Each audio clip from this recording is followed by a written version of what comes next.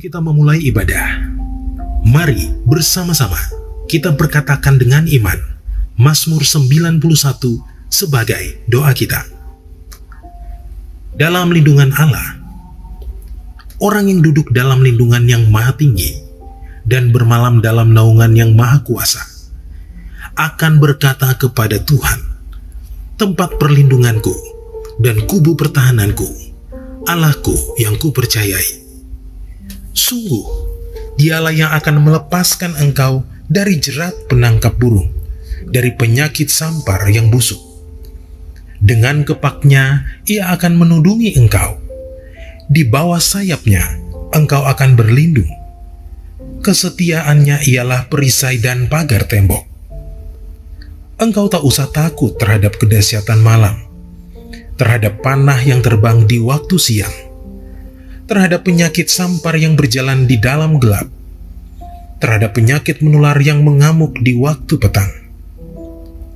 Walau 1.000 orang rebah di sisimu dan 10.000 di sebelah kananmu, tetapi itu tidak akan menimpamu. Engkau hanya menontonnya dengan matamu sendiri dan melihat pembalasan terhadap orang-orang fasik. Sebab Tuhan ialah tempat perlindunganmu, yang maha tinggi telah kau buat tempat perteduhanmu.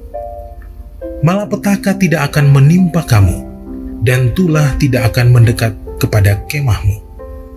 Sebab malaikat-malaikatnya akan diperintahkannya kepadamu untuk menjaga engkau di segala jalanmu. Mereka akan menatang engkau di atas tangannya, supaya kakimu jangan terantuk kepada batu. Singa dan ular tedung akan kau langkahi. Engkau akan menginjak anak singa dan ular naga. Sungguh, hatinya melekat kepadaku, maka aku akan meluputkannya. Aku akan membentenginya, sebab ia mengenal namaku. Bila ia berseru kepadaku, aku akan menjawab. Aku akan menyertai dia dalam kesesakan. Aku akan meluputkannya dan memuliakannya.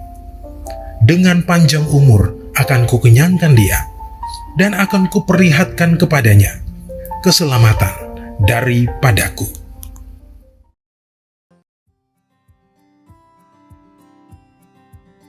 Shalom saudara, apa yang tak bisa terpisahkan dari generasi saat ini?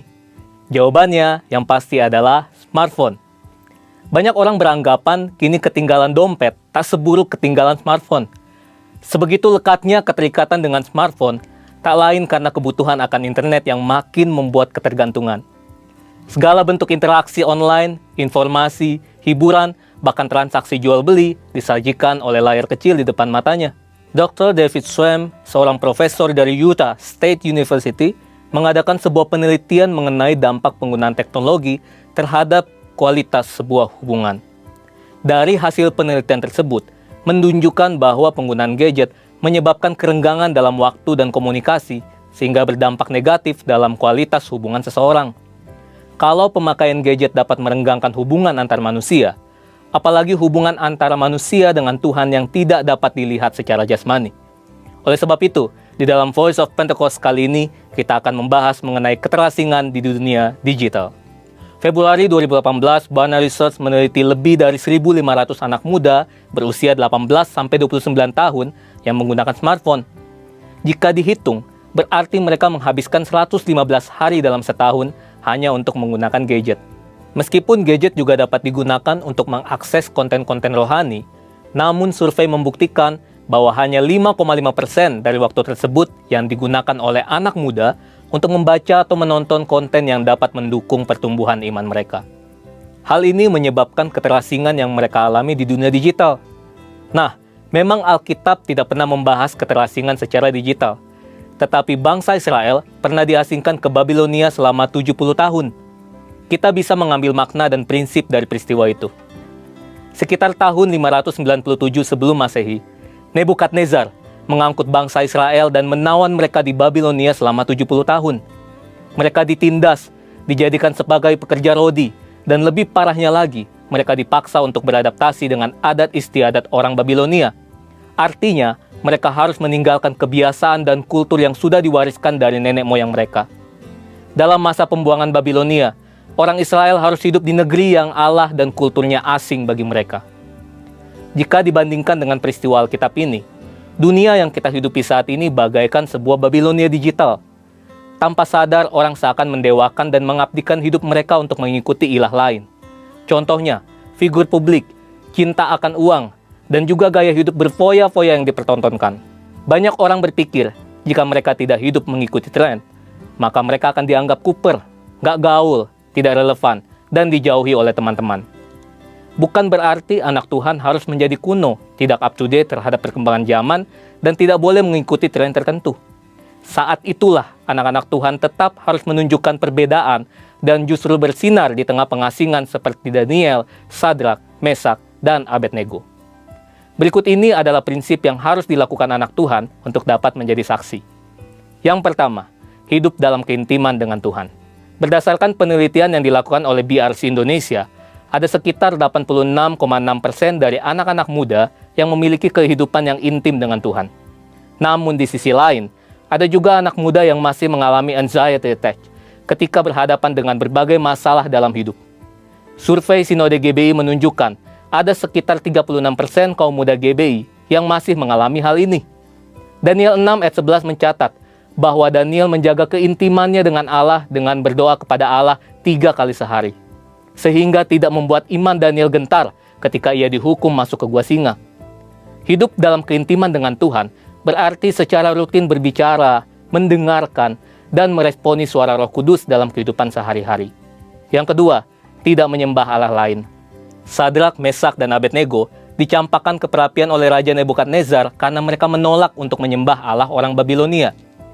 Mungkin saat ini kita tidak disuruh menyembah patung, tetapi hal ini bicara tentang sesuatu yang kita puja, kita utamakan, dahulukan, lebih kita sayangi, dan mungkin membuat kita mengutamakan hal ini dibandingkan kepada Tuhan. Ingat, hukum Taurat yang pertama juga berbunyi, jangan ada padamu Allah lain di hadapanku. Allah lain berarti idol, idola, pujaan, dan segala bentuk materi yang kita agungkan secara berlebihan. Yang ketiga, selektif dalam memilih apa yang dikonsumsi. Daniel juga berketetapan untuk tidak menajiskan dirinya dengan santapan raja dan dengan anggur yang biasa diminum raja. Selektif berarti kita perlu memilah apa yang kita baca, jangan sampai membuat kita hidup dalam kekhawatiran. Apa yang kita dengar haruslah dapat menyemangati kita dan jangan sampai mematahkan pengharapan kita. Intinya, apa yang kita lakukan dengan tubuh kita dapat berbicara tentang siapa Allah yang kita sembah. Saudara, bukankah ini yang menjadi tugas kita yang hidup di era Pentakosta ketiga ini, yaitu untuk tetap menuntaskan amanat agung di era digital ini? Perkembangan zaman tidak dapat lagi kita hindari. Kita tetap dapat bersinar dan menyuarakan suara Tuhan, asalkan kita hidup dalam keintiman dengan Tuhan. Letakkanlah Tuhan sebagai yang utama, dan milikilah gaya hidup yang berbeda dengan kultur dunia. Saudara, untuk penjelasan lebih lengkapnya dari tim teologi kami, silakan klik link yang ada di atas atau scan QR Code yang tersedia. Tuhan Yesus memberkati.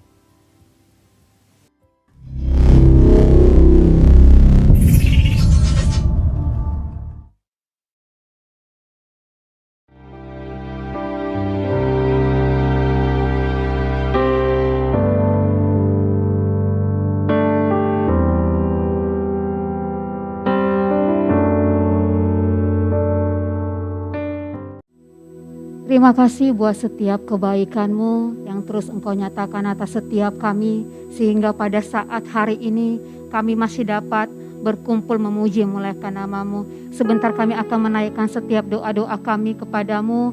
Kami mau berdoa untuk bangsa negara kami, biar terus bangsa negara kami ini menjadi bangsa negara yang terus aman dalam perlindungan Tuhan dari Sabang sampai Merauke.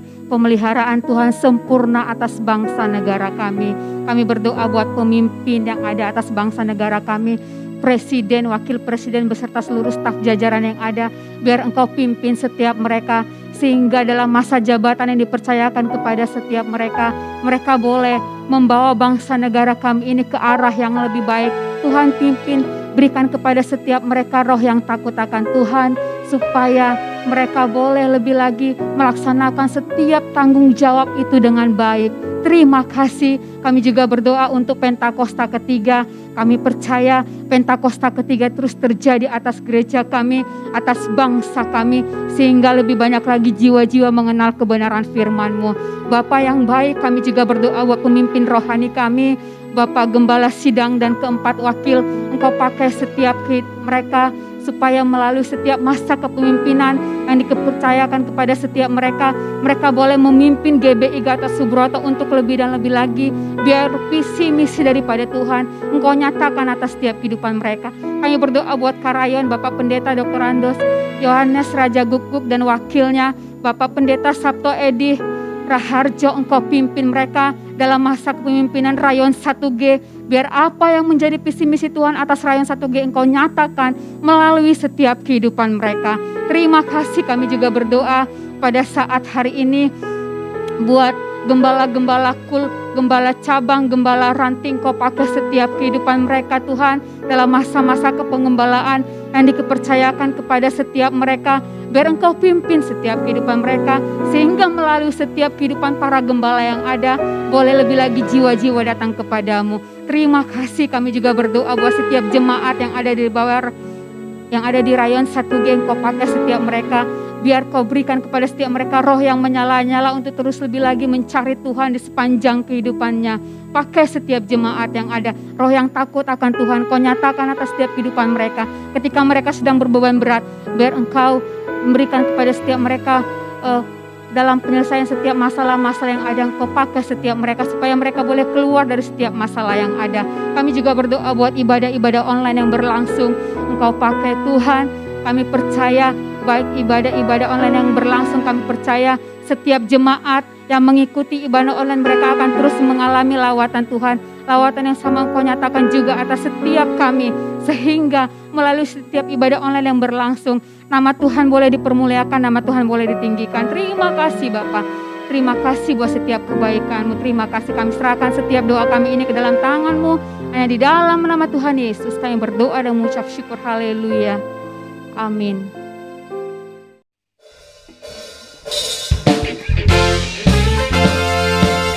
Kami mau bersuka Tuhan, memuji Engkau Bapa. Haleluya.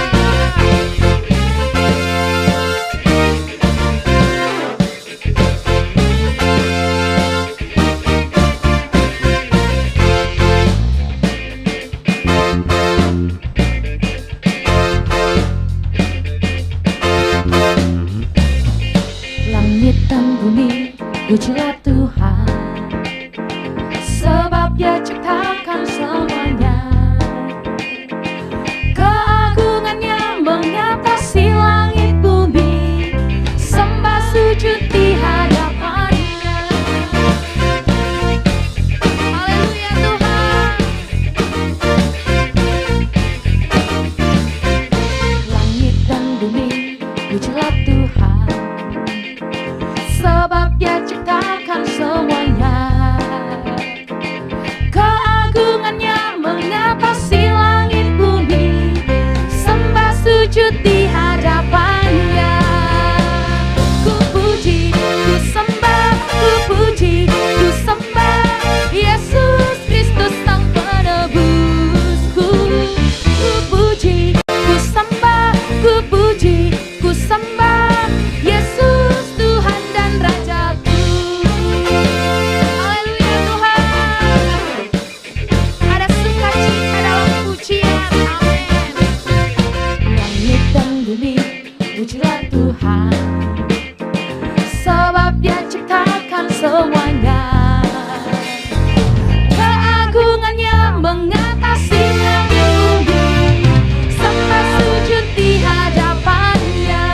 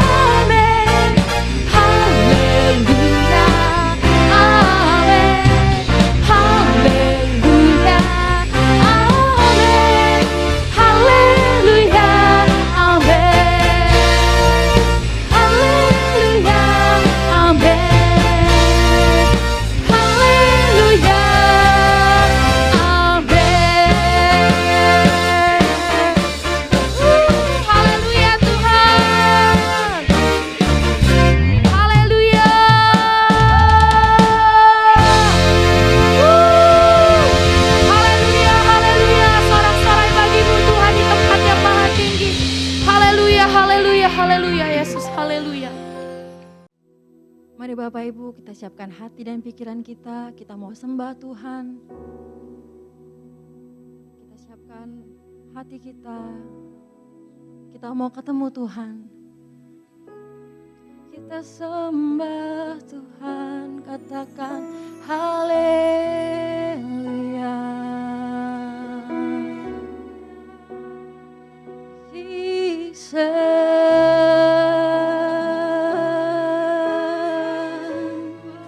Kami undang Kau Bapa, hadirlah Tuhan.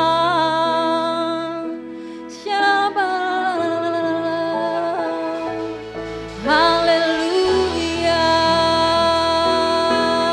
Yesus.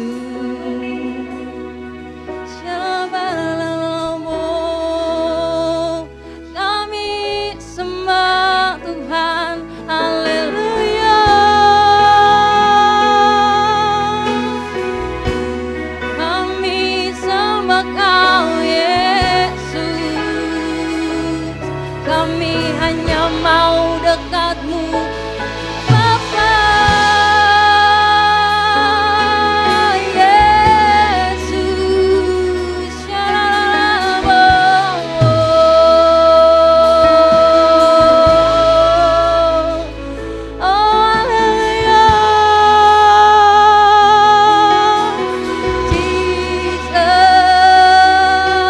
Yesus, Kau baik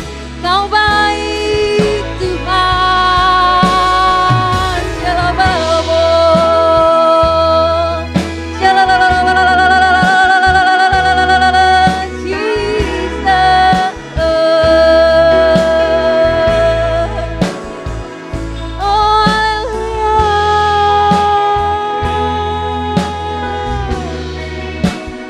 Kami mau dekat Engkau Tuhan, hanya dekat-Mu. Katakan hanya dekat Allahku, rasa tenang hatiku, Kau sertai jalanku sepanjang hidupku. Haleluya, hanya dekat padamu ada kekuatan baru. Kaulah perlindunganku, keselamatanku.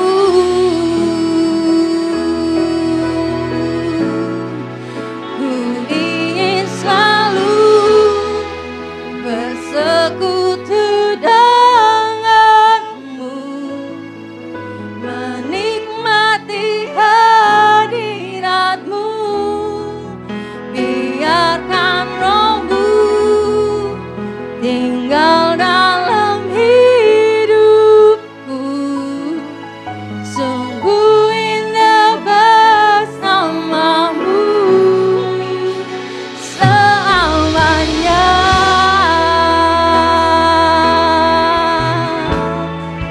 Oh, kami mau dekat Engkau Tuhan. Katakan sekali lagi, hanya dekat Allahku, rasa tenang hatiku, Kau sertai jalanku sepanjang hidupku.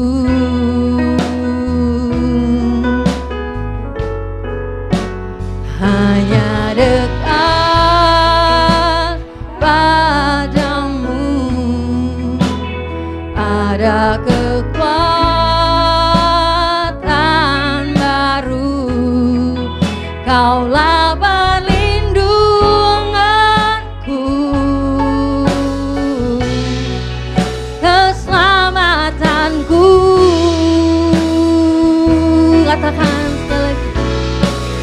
Ku ingin selalu bersekutu denganmu, menikmati hadiratmu.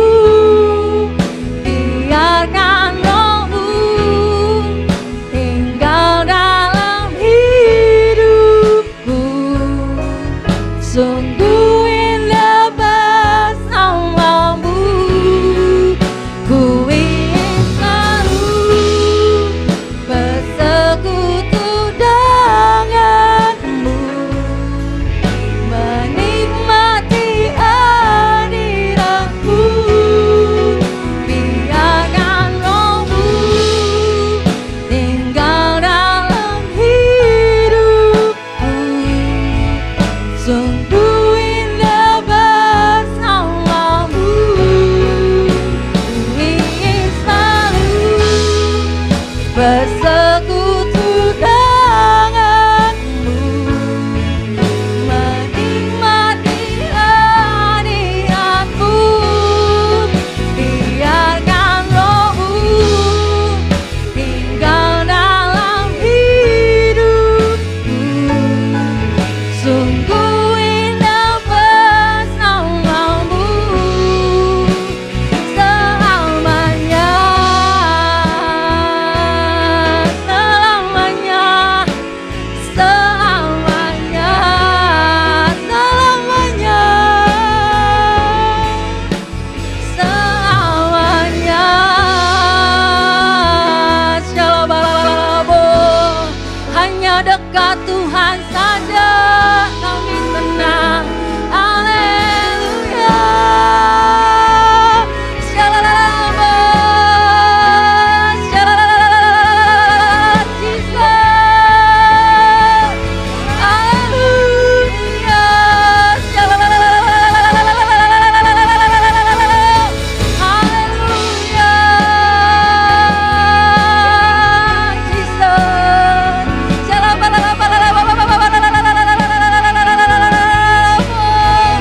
Mari sembah, sembah Tuhan. Kami sembahkan Yesus.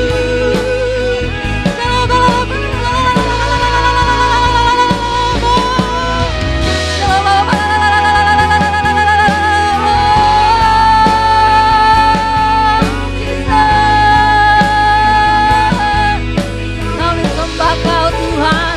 Oh haleluya.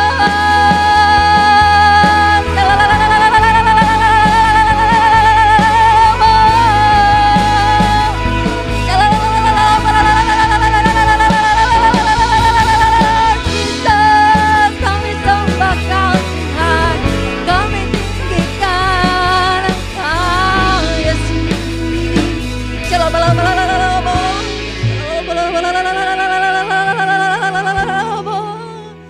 Jesus kau baik.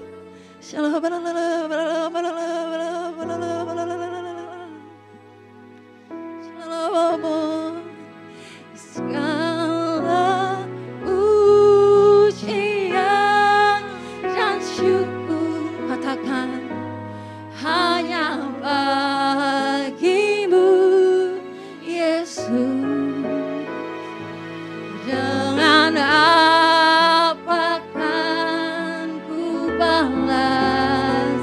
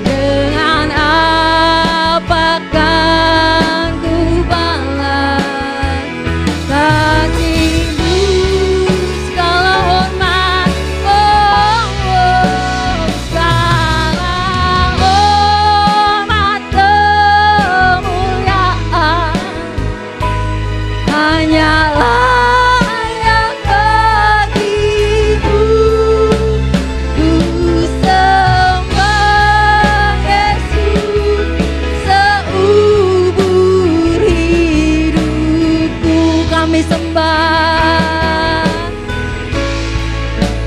Ku sembah Yesus seumur hidupku. Kami sembah. Ku sembah Yesus seumur hidupku.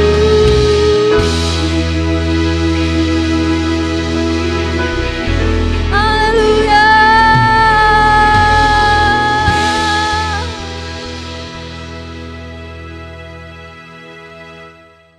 Salam yang dikasih Tuhan. Tentu semua dalam keadaan baik-baik semua Tuhan. Saudara yang dikasih Tuhan, minggu-minggu ini adalah yang sangat penting. Ingat, bulan lalu kita merayakan Paskah. Minggu depan kita merayakan kenaikan Tuhan Yesus Kristus. Saat ini Tuhan Yesus sedang keliling menghampiri kita, menanyakan kita bagaimana pertumbuhan kerohanian kita, bagaimana keintiman kita dengan Tuhan. Saudara yang dikasih Tuhan, saat ini saya tidak khotbah mengenai berkat mujizat, tapi akan saya sampaikan kebenaran, nasihat, dan menguatkan saudara-saudara semua Tuhan, agar kami semua mengerti bagaimana menerima berkat dari Tuhan Yesus Kristus. Saudara yang dikasihi Tuhan, mari renungkan saat ini Tuhan tidak janjikan hidup kekristenan tanpa masalah. Dalam hidup kekristenan, Tuhan rindu setiap kami membangun hubungan dengan Tuhan untuk lebih mengenal Dia lagi lewat doa, pujian, penyembahan, biar masuk dalam hadirat-Mu. Saudara yang dikasihi Tuhan, kita sebagai umat Kristen tidak cukup hanya pengetahuan saja. Kita sebagai orang Kristen, yang terpenting dari semua itu mengalami hidup bersama Tuhan Yesus. Sekolah kehidupan bersama Tuhan Yesus Kristus dalam segala penderitaannya. Modal pengetahuan, tapi hatinya tidak mengalami pembutuhan dari Tuhan, itu sia-sia. Hidup dalam kekristenan kita ada suatu peperangan yang suka tidak suka harus kita alami, harus kita hadapi sebagai kenyataan dalam kehidupan kita. Ada peperangan antara suami, istri, keluarga, antara teman, sesama pekerja, antara gereja. Ada kebencian, dendam, kekerasan, ada sakit hati, dendam, fitnah, gosip, dan lain-lain. Saat kita mengalami semua itu, menghadapi goncangan, tekanan, dan lain-lainnya, kita sebagai orang Kristen dalam menjalani kehidupan kekristenan harus selalu mengucapkan syukur. Dalam menghadapi peperangan, kita harus selalu mengucap syukur kepada Tuhan. Di Kolose 1 ayat 3, saya bacakan di Kolose 1 ayat 3.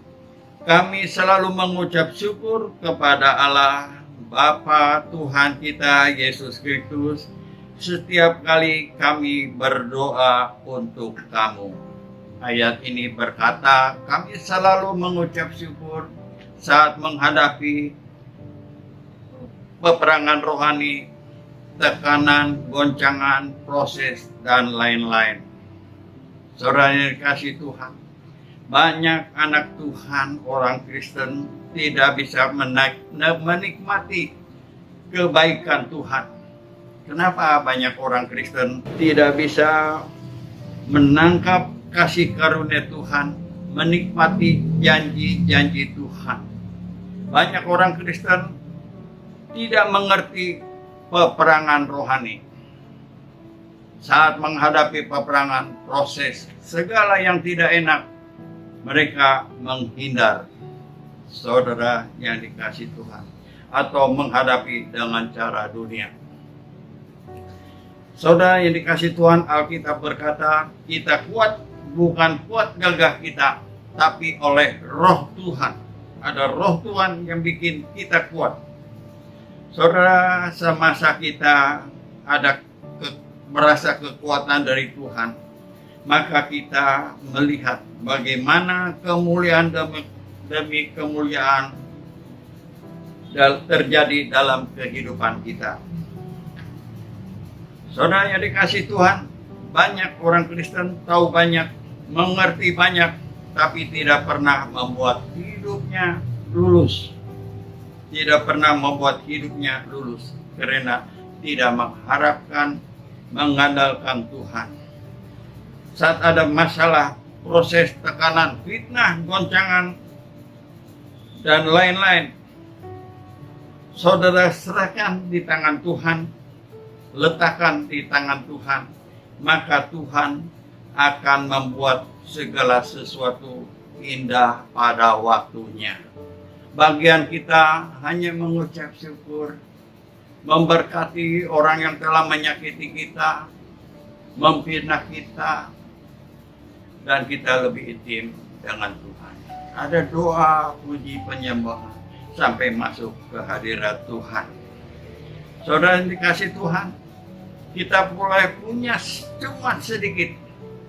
Kalau saudara meletakkannya di tangan Tuhan, maka itu cukup untuk menolong kehidupan kita. Tuhan berkata, aku tidak pernah tuntut engkau lebih banyak, tapi aku tuntut engkau meletakkan semua di tanganku, kata Tuhan. Saudara, segala kesalahan kita, kelemahan kita, kekurangan kita, segala kegagalan kita, letakkan di tangan Tuhan. Letakkan di tanganku, kata Tuhan.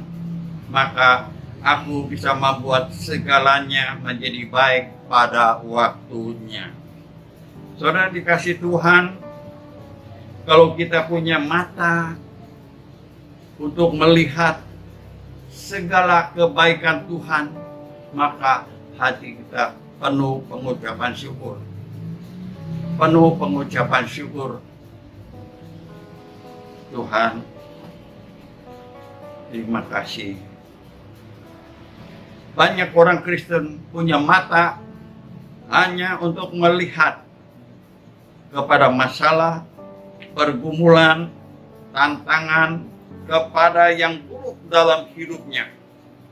Hatinya penuh kedurutaan, ngomel. Saudara yang dikasihi Tuhan, dia ngomel terus. Kenapa harus terjadi itu? Kenapa harus terjadi itu? Saudara yang dikasihi Tuhan, kita harus punya hati yang mengucap syukur dalam segala hal. Karena perjalanan hidup kita sebagai orang Kristen tidak lepas dari masalah, banyak pergumulan, banyak proses. Kita harus banyak mengucap syukur. Yang pertama, mengucap syukur. Hal yang kedua, kita baca di ayat 4.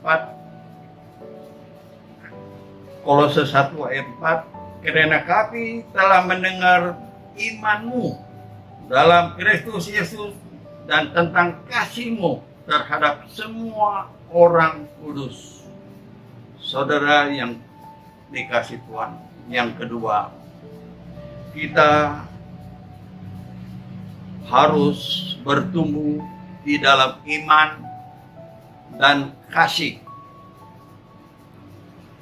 Iman dalam Roma 10:17, jadi iman timbul dari pendengaran dan pendengaran oleh firman Tuhan. Oleh karena itu tidak boleh berhenti, kita harus selalu membaca Alkitab, baca dengan suara, karena iman timbul dari pendengaran. Jangan lupa baca Alkitab, hafalkan Mazmur 91. Yang ketiga, kasih. Kasih harus terima dari Allah.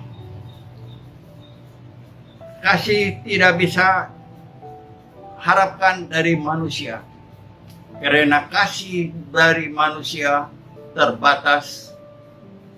Kasih dari manusia mengecewakan. Kasih dari manusia selalu bersyarat. Saudara yang dikasihi Tuhan, bukan berarti kita tidak perlu orang lain, keluarga, teman, bukan itu. Yang terutama, engkau harus bisa merasakan keintiman dengan Allah, masuk dalam hadirat-Nya. Sumber kasih tidak lain adalah keintiman dengan Allah, masuk dalam hadirat-Nya, intim dengan Tuhan Yesus. Saudara yang dikasihi Tuhan, setiap anak Tuhan, setiap orang Kristen yang belum bisa merasakan keintiman dengan Allah, masuk dalam hadirat-Nya, maka sebenarnya kita belum memasuki standar fase yang sesungguhnya dalam Tuhan. Saudara yang dikasihi Tuhan, kita ke gereja jangan cari berkat, mujizat, tapi cari sumber berkatnya. Ke gereja jangan terlambat. Kita ikut, ada doa, pujian, penyembahan. Terus ikuti. Sekali waktu pasti saudara akan dijamah, dilawat oleh Tuhan, masuk dalam hadirat-Nya. Saudara yang dikasihi Tuhan, kita bisa merasakan ada damai, sukacita, ada kebahagiaan, merubah sesuatu kehidupan kita, sebab kita dipenuhi dengan Roh Kudus. Dipenuhi ada Roh Kudus, hidup kita akan berubah secara total. Saudara yang dikasihi Tuhan, saat kita masuk ke intiman, masuk dalam hadirat Tuhan, maka sejelek apapun hatimu akan diubah sedikit demi sedikit oleh Tuhan Yesus Kristus. Engkau rasanya ingin memberi, bukan diberi. Kau rasanya lebih mengasihi Tuhan, lebih bisa mengampuni orang lain. Kita bisa lebih bergairah bersama Tuhan. Tidak pernah terlambat lagi ke gereja. Kita ada berapi-api dengan Tuhan. Bukan itu saja, hatimu bukan tambah kecil, hatimu akan tambah besar. Hatimu bisa mengasihi lebih banyak orang. Saudara bisa menerima banyak orang. Orang yang telah menyakiti kita, memfitnah kita, kita bisa saling mengasihi kembali. Saudara bisa menghadapi tantangan makin besar. Saudara bisa dalam pergumulan makin besar, menghadapi pergumulan makin besar. Saudara bisa menghadapi hal-hal yang mengerikan dengan tenang. Semua itu bukan kuat gagah kita, karena ada sesuatu yang menjaga hati kita, yaitu Roh Kudus. Saat ada Roh Kudus, saat ada hadirat Tuhan, saudara akan kuat menghadapi segala sesuatunya. Saat menghadapi ketakutan apapun, seperti ada sesuatu yang membungkus hati kita. Saat menghadapi ketakutan, masalah, proses, goncangan, tekanan apapun, belajar percaya. Berharap kepada Tuhan. Saudara yang dikasihi Tuhan, belajar percaya, berharap kepada Tuhan. Serahkan segala sesuatu di tengah Tuhan. Saudara yang dikasihi Tuhan, Tuhan akan menolong segala sesuatu indah dan tepat pada waktunya. Melalui berbagai proses, Tuhan membawa kita untuk naik level. Seumur kita akan diproses terus untuk mematikan ego kita. Lama-lama kita akan jadi segambar dengan Tuhan Yesus Kristus. Lama-lama kita akan dipenuhi dengan kasih Kristus. Tahun integritas. Tuhan sedang memproses karakter-karakter kita. Senjata kita hanya mengucap syukur, memberkati kita, dan lebih intim dengan Tuhan, lebih intim. Saudara yang dikasihi Tuhan, awal kita diproses, kita tentu seperti jerami kena api cepat terbakar. Jerami kena api cepat meletek kiri kanan. Saudara, saat menghadapi proses, hati mendengar sesuatu yang tidak baik, hati panas, bisa meletek ke sana sini, gosip ke sana sini. Tidak apa-apa, nanti lama-lama tidak seperti jerami lagi. Lama-lama kau akan menjadi seperti kayu. Kayu lambat terbakar. Ada proses dalam menghadapi apapun, lama terbakar. Lama-lama akan seperti perak. Lama-lama saudara akan menjadi seperti emas.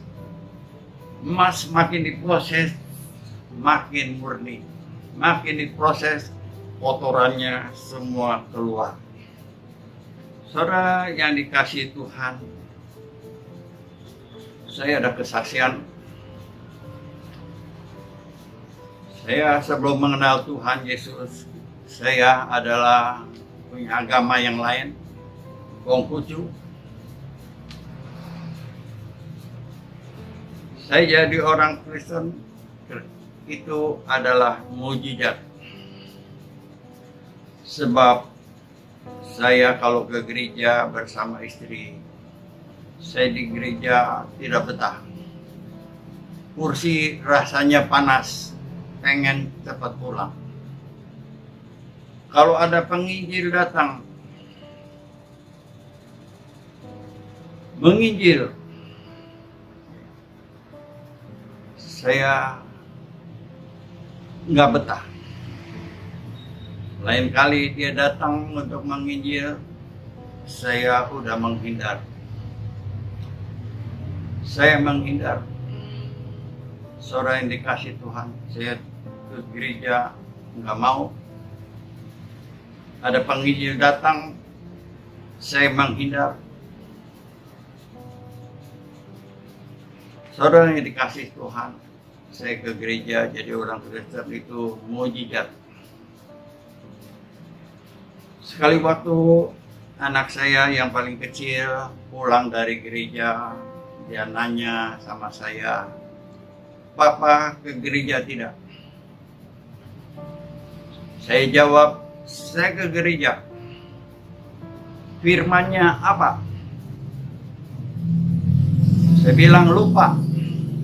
Dia langsung jawab, "Papa bohong. Papa tidak ke gereja." Dia langsung pergi. Lama-lama ada yang Tuhan ingatkan. Nanti lain kali anakmu nanya lagi, apa jawaban saudara? Lama-lama saya ingat saya ke gereja. Saya ke gereja tidak jauh dari rumah. Ada STIE Cawang baru buka tahun 97. Saya minggu kedua ke gereja situ. Setiap firman dicatat. Anak saya tidak pernah nanya lagi. Sampai akhirnya saya dilawat oleh Tuhan. Saya dijamah masuk dalam hadirat Tuhan. Lewat lagu Jadikan Aku Rumah Doa. Saudara yang dikasih Tuhan, saya bisa merasakan ada kebahagiaan, ada sukacita, ada damai yang belum pernah saya rasakan.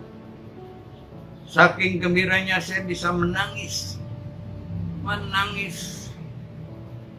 Saudara yang dikasih Tuhan, saat dilawat Tuhan, saya berubah. Hidup saya berubah secara total. Saya tidak pernah terlambat lagi ke gereja. Saya terus rindu setiap minggu ada berjumpa dengan Tuhan. Saya 97 bertobat. Usia saya saat itu sudah setengah abad lebih, 54. Saya baru mengenal Tuhan. Saya sudah 25 tahun jadi orang Kristen. Tapi saya melayani Tuhan. Saya tahun 98 dibaptis bulan Maret. Tahun 98 ikut SOM 100 di tempat Pak Praktiko. Ikut KOM 100. Tahun 98 hampir 1 tahun. Tahun 99 saya diajak melayani di GB Matraman. Saya melayani di Matraman. Saudara yang dikasih Tuhan, tahun 2008 ada kesaksian yang luar biasa. Saya setelah masuk gereja, setelah bertobat, saya banyak dengar firman Tuhan. Saya baru tahu Tuhan Yesus lahir di Bethlehem. Padahal dulunya saya tahu Israel itu jago perang. Setiap perang menang. Buahnya juga manis-manis luar biasa. Saya lihat orang Israel itu setiap perang menang. Tahun 67 dikeroyok oleh 6 negara. Tetap umat Israel menang. Saya itu sering lewat terusan Suez sebelah kiri negeri Mesir, sebelah kanan ada padang gurun Israel. Saya lihat padang gurun di Mesir, banyak tentara baret merah, tapi di Israel kosong melompong. Saudara yang dikasih Tuhan, sekali waktu saya rindu, saya udah ke negara manapun, tapi saya Israel belum menginjak, hanya lewat Israel saja. Dan saya belum pernah nginjak Bali. Saya udah ke bangsa-bangsa sudah injak, Bali belum, Israel belum, hanya lewat-lewat itu. Saudara yang dikasih Tuhan, sekali waktu ada kesaksian saya, sekali waktu ada teman minta tolong saat melahirkan, tolong ya Pak, ya saya mungkin saya bisa kasih 100 atau 200. Tapi saat itu melahirkannya ada kelainan, harus dipindah ke rumah sakit Persahabatan, dari rumah sakit kecil ke rumah sakit Persahabatan. Tidak lama kemudian bayinya meninggal. Dibawalah ke rumah saya kaget. Saya belum pernah, tadinya saya mau mengusir, tapi ada Roh Kudus yang berbicara, orang tuanya masih di rumah sakit, belum ketemu anak ini. Jadi saya ingat suruh istri saya untuk menebus dari rumah sakit mamanya, dari Persahabatan, menebus dan dipertemukan dengan bayi yang baru lahir, baru 3 hari atau 4 hari meninggal. Saudara yang dikasih Tuhan, semua peralatan saya berikan kepada dia, kain kafan atau apa sampai pemakamannya saya bantu. Saudara yang dikasih Tuhan, apa yang terjadi? Janji Tuhan untuk setiap kami, apa yang terjadi? Maka setelah itu, tidak lama kemudian saya sudah diberi tiket untuk berangkat ke Israel. Istri saya juga berangkat ke Israel. Itu kesaksian tahun 2008. Saudara yang dikasih Tuhan, ke Bali pun 4-5 kali Tuhan izinkan ke Bali. Ke tanah perjanjian 3 kali Tuhan izinkan ke tanah perjanjian. Saudara yang dikasih Tuhan, itu kesaksian hidup saya, bagaimana saya bertobat. Hanya ada Roh Kudus yang memampukan saya ada sampai saat ini. Saudara yang dikasih Tuhan, demikian saya menyampaikan isi hati Tuhan, kesaksian saya. Mari tundukkan kepala, sembah Dia. Bapa, Kau lepaskan pengurapan doa puji penyembah untuk setiap orang yang mendengarnya Tuhan. Urapi, penuhi dengan Roh Kudus-Mu Tuhan. Biar masuk dalam hadirat-Mu Tuhan. Biar Roh Kudus-Mu yang akan menuntun, memimpin perjalanan hidup kekristenan kita Tuhan. Tuhan Yesus sendiri yang akan menasihat perjalanan kita. Bapa, layakan setiap kami. Layakan menjadi umat Kristen yang berkenan di hati-Mu Tuhan. Biar setiap anak-anak-Mu menikmati janji-janji-Mu Tuhan. Penuhi Roh Kudus-Mu, beri kekuatan untuk setiap kami untuk menghadapi hal-hal seperti ini. Penuhi setiap kami saat menghadapi badai pencobaan, selalu mengucap syukur.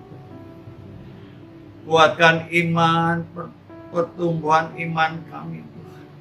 Kasih dari surga terus memenuhi setiap kami Tuhan. Kasih dari surga Tuhan. Biar setiap kami layak di hadapan-Mu Tuhan. Terima kasih Tuhan, urapi Kau berkati setiap kami Tuhan. Dalam pekerjaan, Kau berkati dalam usaha, berkati dalam anak-anak yang sekolah Tuhan, ujian, biar mempunyai nilai yang terbaik Tuhan. Segala sakit penyakit disembuhkan Tuhan. Segala ketakutan, kekhawatiran Kau lepaskan. Terima kasih Tuhan, terima kasih sebelum berpisah Tuhan. Mari angkat kedua tangan kita, buka hati kita Tuhan. Dan terimalah berkat yang berlimpah-limpah dari Allah Bapa di surga dalam anak yang tunggal Yesus Kristus. Persekutuan manis dan Roh Kudus menyertai saudara-saudara sekalian mulai saat ini sampai Tuhan Yesus datang kedua kali menjemput kita di awan-awan permai, bahkan sampai selama-lamanya.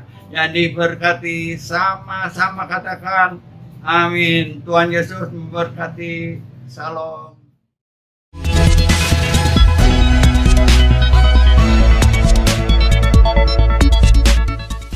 Shalom Bapak Ibu dan teman-teman sekalian.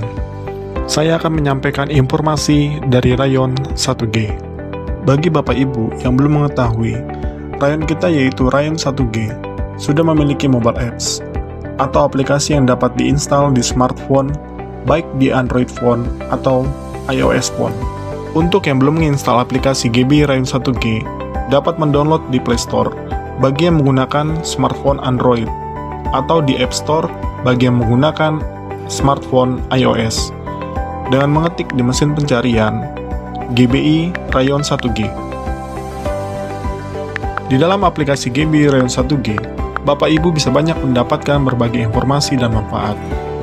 Contoh informasinya adalah Bapak Ibu bisa mengetahui visi dan misi Rayon kita, perjalanan Rayon kita dari awal sampai terbentuknya Rayon 1G, struktur dan cabang-cabang Rayon kita yang tersebar baik di Jakarta Timur dan Pusat, Depok, Kalimantan Barat, Bali, dan Manado. Bapak Ibu juga dapat mengetahui kontak person dan alamat dari setiap cabang GBI Rayon 1G. Dan terdapat juga informasi mengenai kontak person KUL. Jadi, Bapak Ibu yang belum tergabung dalam KUL dan rindu untuk bergabung, dapat menghubungi kontak person yang tersedia di aplikasi GBI Rayon 1G.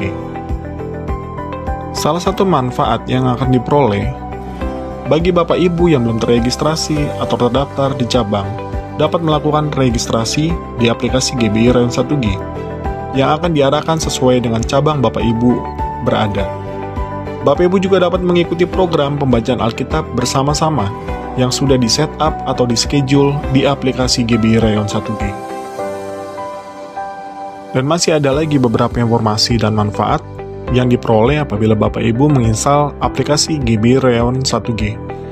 Bagi Bapak Ibu yang butuh informasi tambahan mengenai aplikasi GBI Rayon 1G, jangan ragu untuk bertanya ke pekerja setempat yang akan membantu Bapak Ibu. Sekian pengumuman untuk GBI Rayon 1G. Tuhan Yesus memberkati.